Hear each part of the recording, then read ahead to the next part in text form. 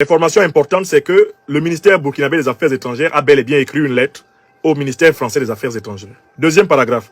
Est-ce qu'il y a une information importante? Oui. C'est qu'il y a un accord qui existait depuis le 17 décembre 2018 entre le Burkina et la France à propos des éléments de l'armée française stationnant sur le sol burkinabé.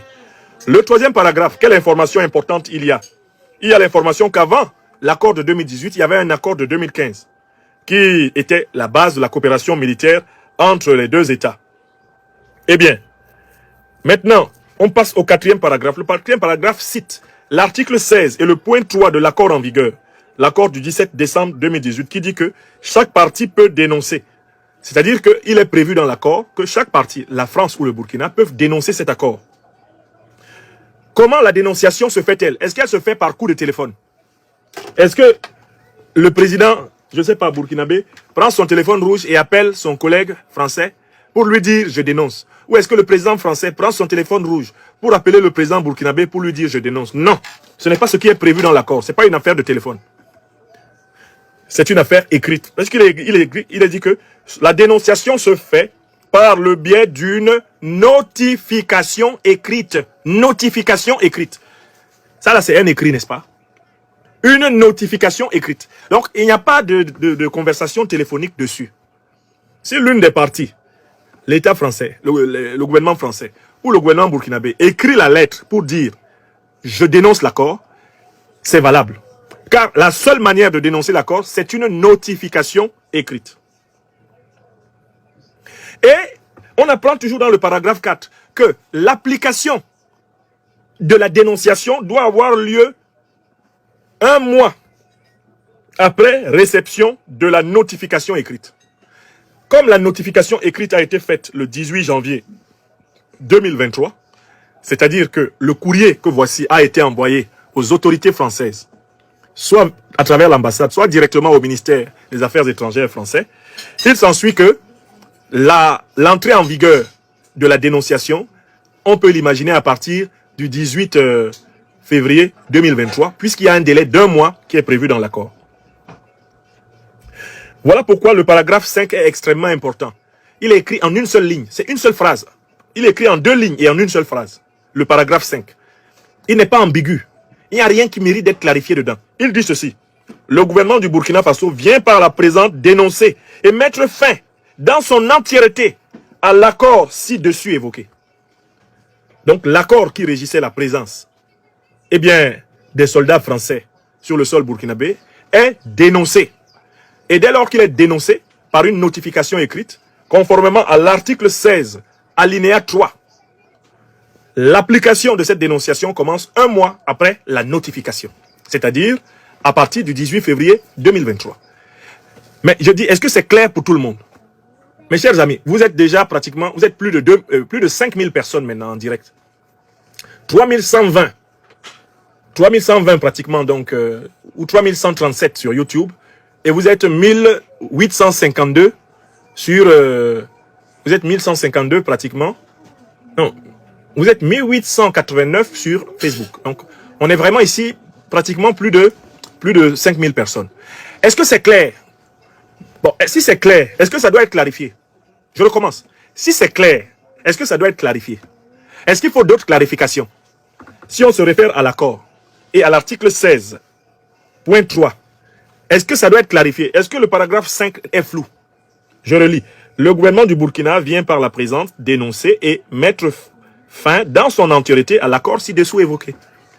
En français facile, ça veut dire, conformément à ce sur quoi nous nous étions entendus, prenez 1 mois pour quitter, enlevez vos militaires de notre sol. Partez pacifiquement, gentiment, comme ça avait été prévu dans l'accord. C'est ce que le Burkina dit. Donc, l'avant-dernier paragraphe dit, au regard du délai de préavis d'1 mois, donc il y a un préavis là, d'1 mois imposé par le dit accord, en cas de sa dénonciation, le ministère des Affaires étrangères apprécierait qu'une diligence particulière soit accordée à la présence des réceptions. C'est-à-dire que le Burkina Faso dit à la France de faire vite. Le mot diligence renvoie à la vitesse. Il faut bien utiliser les 1 mois qui vous sont donnés. Le Burkina veut que la loi qui a été mutuellement mise en place avec la France soit entièrement respectée. Voilà pourquoi il signale à son partenaire français de respecter toute la loi. donc de respecter l'article 16.3 de l'accord du 17 décembre 2018. Vous comprenez? Donc, dans l'avant-dernier paragraphe, le Burkina exhorte la France à être dans les délais, à agir sans délai. Pour utiliser la métaphore du célèbre chameau ayant renoncé à notre terre africaine de Sendou pour troubler la tranquillité de tous les Africains. Le dernier paragraphe est un paragraphe purement protocolaire. C'est un paragraphe dans lequel la partie burkinabé utilise les formules de politesse dont les diplomates sont experts. Voilà. Donc, une fois que vous avez pris connaissance de ceci, quelle est la question que vous vous posez? Quelle est la question que vous vous posez? Pour moi, il y a deux questions. Première question que je me pose, mais pourquoi le président Macron, qui nécessairement, depuis le 18 janvier, c'est-à-dire depuis mercredi, est au courant de ce courrier, puisqu'il a été envoyé à son gouvernement, pourquoi il fait semblant de ne pas être au courant? C'est inquiétant. Il faut que les relations franco-africaines soient des relations pacifiques. Pour cela, lorsqu'un État souverain a pris une décision, l'autre doit la respecter. Donc, je trouve curieux que ce soir, il ait fait semblant de ne pas être au courant. Ce qui me rappelle des tergiversations pareilles dans d'autres pays où les gouvernements légaux, légitimes, ont pris des décisions et ont dû faire face à une espèce de tentative de ne pas respecter ces décisions de la part de la partie française. Ça, c'est le premier point. Mais la deuxième question, la plus importante, c'est mais pourquoi le Burkina Faso, à son tour, demande à l'armée française de quitter son sol? Pourquoi? Je répète 3 raisons pour lesquelles le Burkina Faso le demande. D'abord, il y a une raison historique. Tous les peuples africains ne veulent plus de la présence des troupes des anciennes puissances coloniales et négrières sur leur sol. Écrivez ça. C'est une revendication partagée par l'écrasante majorité des peuples africains. L'écrasante majorité des peuples africains ne veut plus de la présence des armées coloniales sur leur sol. Que vous alliez en Afrique centrale, en Afrique de l'Ouest, en Afrique du Nord ou en Afrique australe, les Africaines et les Africains ne veulent plus de l'occupation militaire occidentale. Ils ne veulent plus de l'occupation militaire étrangère. Cela a trop duré et cela date au moins du XVIe siècle. Ça fait 6 siècles qu'on en bave et on en a marre. Ça, c'est la raison historique. Les peuples africains aspirent à la rupture historique avec la tutelle militaire de l'Occident. La tutelle militaire de qui que ce soit. La coopération militaire, par exemple, russo-africaine, n'est pas une coopération de tutelle. La Russie n'a pas vocation à imposer sa langue, à imposer sa monnaie et à choisir les dirigeants africains à la place des Africains. Non. Les Africains ne veulent pas passer d'une colonisation à une autre. Ils ne veulent plus de colons. Ça, c'est la première raison. Deuxième raison. Je vais appeler cette raison-là une raison, on va dire, factuelle, qui a rapport avec le bilan. L'armée française s'était installée en 2018 au Burkina pour aider l'État burkinabé à combattre le terrorisme. Quand elle s'est installée pour aider, faisons un bilan ne serait-ce que de 2018 à 2023, ça fait 5 ans. Quelle est la situation? La situation de l'invasion terroriste au Burkina en 2018 est moins grave que la situation de l'invasion terroriste maintenant, en 2023, au Burkina. Autrement dit, l'armée française a échoué à vaincre aux côtés de l'armée burkinabé les terroristes qui attaquent le pays. Donc, la deuxième raison est toute simple. L'échec de la lutte antiterroriste dans le cadre de l'alliance franco-burkinabé. C'est un échec flagrant. C'est un échec affligeant. C'est un échec choquant. Et cet échec à lui tout seul exige que les cartes soient remises à plat. Donc la deuxième raison, c'est ça. Si les Burkinabés demandent à l'armée française de partir, ce n'est pas simplement le solde du passé colonial, ça c'est vrai, c'est aussi le solde de l'échec de la lutte antiterroriste ensemble. Maintenant, on passe à la troisième raison. Il y a une troisième raison. C'est une raison géopolitique et géostratégique majeure, qui d'ailleurs explique l'échec de la lutte antiterroriste. C'est que au Burkina Faso, comme dans toute l'Afrique, se pose désormais très clairement une question fondamentale. Comment pouvons-nous combattre les terroristes en nous associant avec les puissances qui ont agi de concert avec les terroristes pour détruire la Libye et assassiner Kadhafi? Je recommence cette question. C'est une question qui est transversale à tous les peuples africains attaqués par les terroristes aujourd'hui. Elle est valable pour le Tchad, le Cameroun, le Centrafrique. Elle est valable pour le Nigeria, le Togo, le Bénin, la Côte d'Ivoire. Elle est valable pour le Mali, le Burkina, le Niger, le Sénégal. Elle est valable pour tous les pays africains aujourd'hui. En proie au terrorisme. Peut-on efficacement combattre les terroristes en s'associant avec les puissances qui, précisément, en association avec ces terroristes, ont détruit la Libye et assassiné Muammar el-Kadhafi? Pendant longtemps, certains gouvernements africains ont persisté à répondre oui, parce qu'ils dissociaient la destruction de la Libye, l'assassinat de Kadhafi, de la déstabilisation du Sahel. Et tous les gouvernements qui ont répondu oui à cette question n'ont jamais vaincu le terrorisme. D'autant plus que, pendant qu'ils essayaient de combattre le terrorisme avec les puissances de l'OTAN, qui pourtant l'ont installé en tuant Kadhafi et en déstabilisant tout le Sahel, tous les États africains se sont rendus compte que le terrorisme s'incrustait, se stabilisait, se normalisait dans leur sol. En fait, quelque part, tout s'est passé comme si on avait savamment préparé une Afrique qui vivrait en permanence sous la menace terroriste.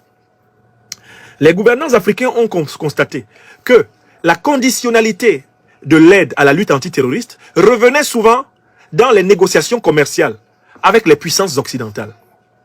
On leur disait, si vous voulez qu'on vous aide à combattre les terroristes, alors donnez-nous tel contrat. Alors donnez-nous tel marché. Alors garantissez-nous telle matière première.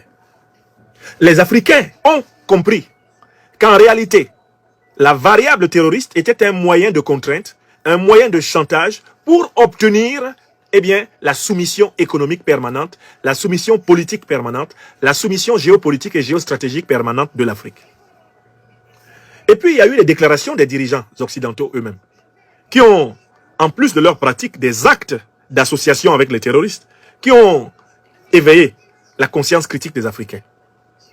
Prenons, les propos tenus par l'ancien ministre français des Affaires étrangères, Laurent Fabius, en présence du ministre russe des Affaires étrangères, Sergueï Lavrov, qui a témoigné. Sergueï Lavrov a dit ceci. Lorsqu'en 2013, la France a voulu intervenir au Mali pour stopper ce qu'on appelait à l'époque les terroristes, avant de découvrir que on appelait à l'époque les djihadistes, avant de découvrir qu'en fait ce sont des terroristes envoyés par les impérialistes. Laurent Fabius, ministre des Affaires étrangères sous François Hollande, s'est adressé à son homologue russe, Lavrov, en lui demandant que la Russie ne s'oppose pas à l'intervention française, justement, au Mali. La Russie a dit qu'elle ne s'y opposait pas. Mais Lavrov a ajouté une question à Fabius. Et c'est Lavrov qui l'a rapporté en cette année passée, 2022, que Lavrov a témoigné. Il a demandé à Laurent Fabius, mon cher Laurent, vous vous apprêtez à combattre maintenant au Mali des terroristes que vous avez armés en Libye. Et la réponse de Laurent Fabius est célèbre. Fabius a dit, et c'est Lavrov qui le rapporte, c'est la vie. Les Africains ont entendu ça. Les Africains ont entendu. Ce qui s'est passé lorsque l'armée française est venue intervenir au Mali. Et lorsque, d'abord forçant la main au Mali, elle est descendue au sol avec 4500 hommes. Alors que le 9 janvier, le courrier de Dioncounda demandait uniquement, il était président par intérim du Mali, un appui feu aérien et une aide en renseignement. Mais les Maliens ont tiqué quand leur armée de terre, aidée par la France, ayant reconquis Gao et Tombouctou, voulait monter pour parachever, boucler la reconquête de leur territoire national sur Kidal, et lorsqu'elle en a été empêchée physiquement, arme au poing, par l'armée française. C'est alors là que les Maliens ont compris que la division du Mali, la partition du Mali, et que les terroristes servaient de moyens pour contenir la volonté de souveraineté, de liberté, de prospérité et de décision des peuples africains. Plusieurs autres exemples de situations où l'ambiguïté des puissances étrangères s'est avérée, se sont montrés. Notamment, leur attitude envers les demandes en dotation d'armes des Africains. La lenteur avec laquelle, les difficultés que les Africains, francophones notamment, détenteurs du CFA, ont eu à s'approvisionner en armes sur le marché international des armes, leur ont montré qu'on ne voulait pas qu'ils soient capables de vaincre les terroristes. Voilà autant de faits qui ont brisé la doctrine de la bonne foi, de la sincérité, de la contribution des puissances occidentales à la lutte antiterroriste au Sahel et en Afrique. Les Africains n'y croient plus. Ce n'est pas la peine de nous torturer, de nous persécuter, de nous traquer. Ce n'est pas la peine de chercher à nous frapper. Ce n'est pas la peine de chercher à faire du tort Parce que nous professons cette évidence. Les Africains ne croient pas que ceux qui ont tué Kadhafi, parce que Kadhafi voulait créer une monnaie or continentale, ceux qui ont tué Kadhafi, parce que Kadhafi risquait de délivrer l'Afrique de la suprématie du dollar et de l'euro, comme l'ont révélé les mails de Mme Hillary Clinton, les Africains ne croient pas que ceux qui ont fait ça soient sincèrement des partenaires fiables pour déloger ceux avec qui ils ont détruit la Libye. Voilà pourquoi la nouvelle doctrine de l'Afrique, en la matière, la nouvelle doctrine de l'Afrique est très claire. En la matière, la nouvelle doctrine de l'Afrique est très claire. Excusez-moi, je vais mettre un peu d'énergie sur une de mes machines qui risque de se couper. La nouvelle doctrine africaine est très claire. On va combattre les terroristes, mais sans s'appuyer sur des puissances qui ont facilité leur présence chez nous. Voilà la doctrine. Et cette doctrine a été hautement et courageusement définie au Mali. C'est cette doctrine qui a été reprise au Burkina.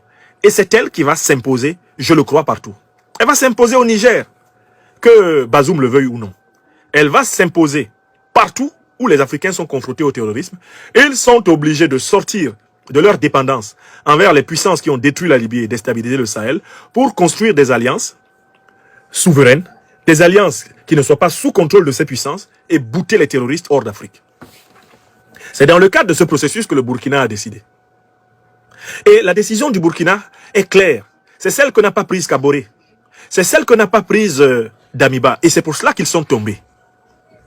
Le capitaine Ibrahim Traoré, en prenant cette décision, montre très clairement qu'il se connecte vraiment à la dynamique sankariste, à la dynamique émancipatrice, à l'idéologie panafricaniste multiséculaire. C'est ce qu'il montre. Et par là, il clarifie le jeu politique, le jeu géopolitique, le jeu géostratégique burkinabé et ouest-africain.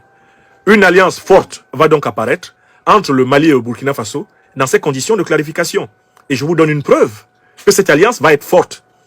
Les 60 femmes récemment enlevées par les terroristes ont été libérées grâce à une opération conjointe des armées burkinabées et maliennes. C'est très bon signe.